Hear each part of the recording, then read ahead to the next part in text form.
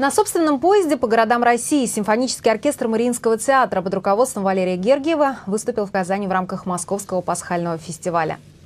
Фестиваль в этом году посвящен двум большим датам – 70-летию Победы и 175-летию со дня рождения великого русского композитора Петра Чайковского. В Казани он прошел при поддержке президента Республики Рустама Минниханова. Симфонии послушала и Алсу Ахмедзянова.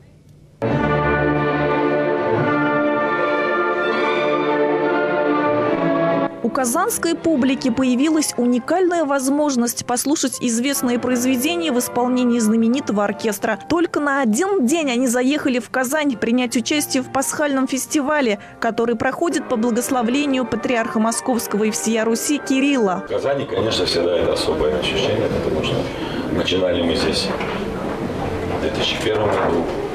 Это был юбилей Софьи Губайдуллиной. И мы, конечно, с тех пор привязались очень к публике, и у нас друзей много есть. Оркестр Валерия Гергиева путешествует на собственном поезде. У музыкантов очень плотный график. Сегодня в Казани, завтра в Москве, а до этого они побывали в Самаре. В планах Смоленск, Волгоград и другие города-герои.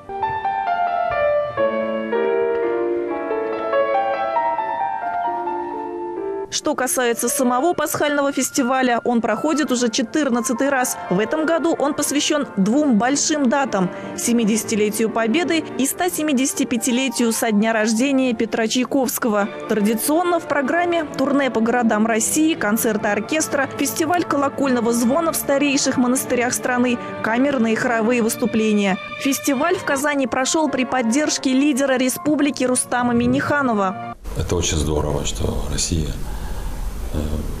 по-настоящему серьезно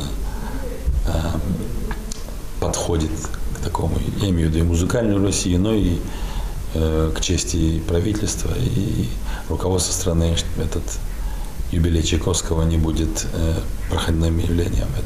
Среди участников и победители прошлых лет – Барри Дуглас, Денис Мацуев, оперная звезда Татарстана Альбина Шагимуратова. В программе фестиваля прозвучали произведения Прокофьева, Шостаковича, Рахманинова и Метнера.